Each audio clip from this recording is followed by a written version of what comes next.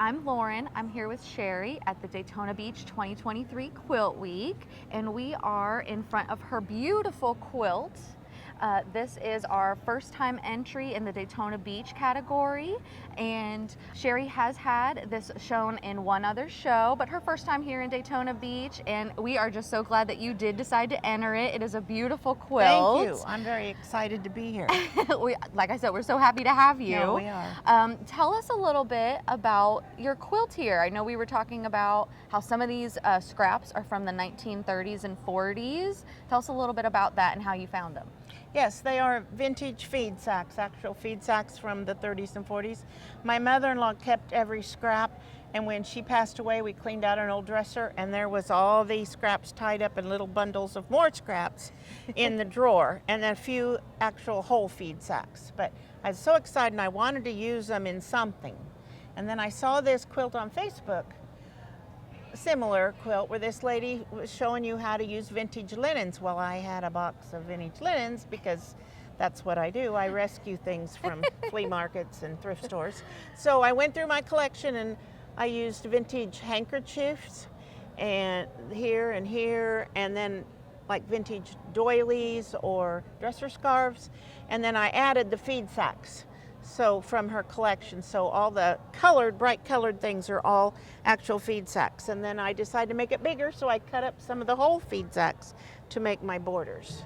It is beautiful. Thank you. And so where all did you find, so these ones were from your mother-in-law, but Yes. where did you go to, like Goodwills and stuff like that, or where did you find all the Yes, other and doilies? flea markets. Flea markets. Some of the handkerchiefs may have been my great aunt's because I had some of hers, and then I bought some. Pretty soon they're all in a box, and yeah. So yeah, flea markets, thrift store. I like to go to auctions. Oh, So great. sometimes in estate sales, and I might be buying a quilt top or something, and in the bottom there's a bunch of old linens. So it's hard telling, but I have a collection of things. So And you put them to use, so yes, that's great. yes, I did. I'm using them little by little, and the colors of them really went well with the feed sacks. So Definitely. yes. And what did you say this one was? It was a piece of a Probably went on a little dresser or a scarf, or it may have been gone over a chair, because they used to embroider linens to go on the arms of the chairs and the head part where the man would rest his head to protect her chair. So they would make a whole set, and a lot of them made them for their dowries.